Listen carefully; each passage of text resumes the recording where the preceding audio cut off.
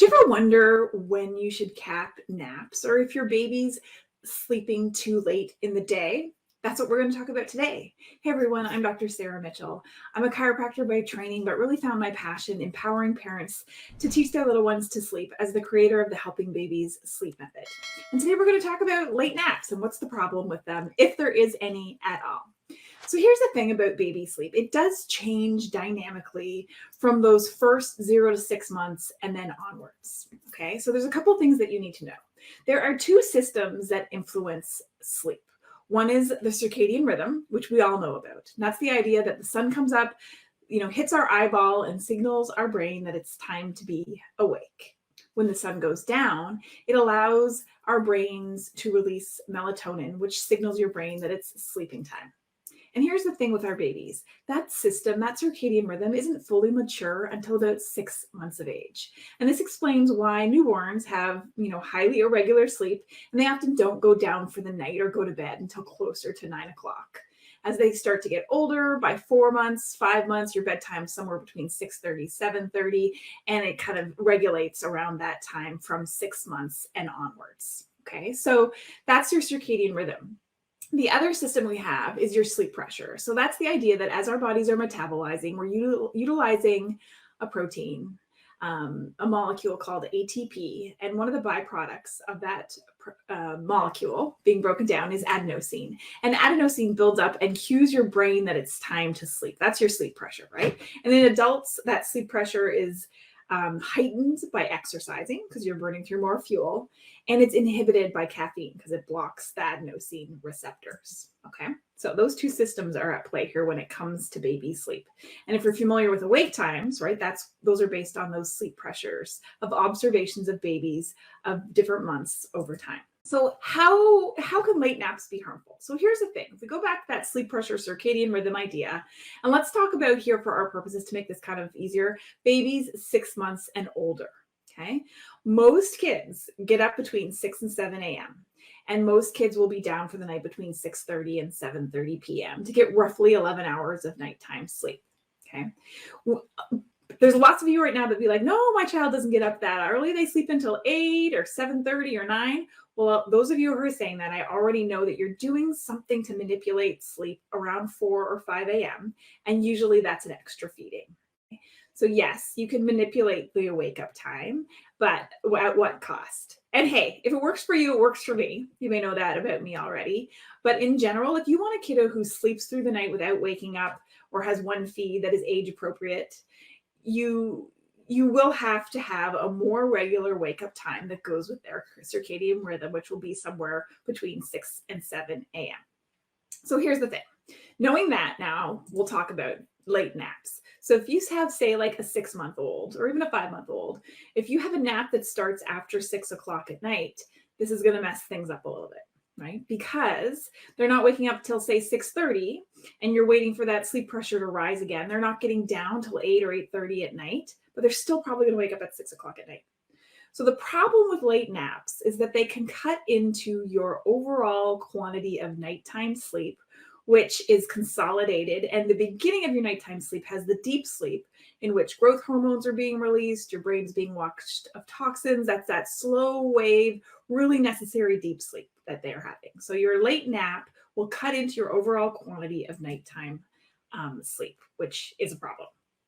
Now, that was referencing like 5 to 6 months and older, right? And this is true for toddlers, right? Late naps. Well, one thing you may notice with toddlers, if we're talking about a toddler who is on 2 naps, so this might be from, most kids move down to 1 nap somewhere around 15 months. So any of our kiddos that are 12, 13, 14, 15 months still on 2 naps, you may notice that it's actually really hard to get them down for a nap if that nap starts to happen after 3 p.m. It can be hard to get them down. They fight it that much more. It's not their optimal sleep window time. And if you have a nap starting at 4 o'clock and you have a kiddo in that age group, right, they need almost a 4-hour wake time before bedtime. So if they're waking up at 4:30, then they won't be ready to go to bed till 8:30. But their body wants them awake between 6 and 7 in the morning. So that nap, again, has cut into their overall nighttime sleep. For newborns, 0 to 3 months, 4 months, let's say, okay, you will have much later bedtimes. You will have the witching hour between 6 and 9 o'clock, where there's competing needs of wanting to stock up on calories and feed to try and have a longer initial stretch of sleep at the beginning of the night, versus being tired because it's the end of the day and you're growing so exponentially that you want to nap. That's the witching hour. Cranky kiddos who want to feed and sleep all at the same time.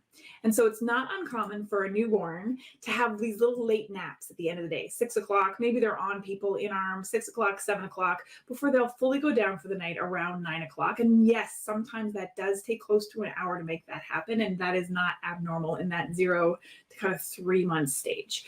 The research shows that our bodies start to produce melatonin. Remember, that's that hormone that signals our brain that it's time to sleep, somewhere between 9 and 12 weeks of age. And that coincides with when that witching period starts to recede.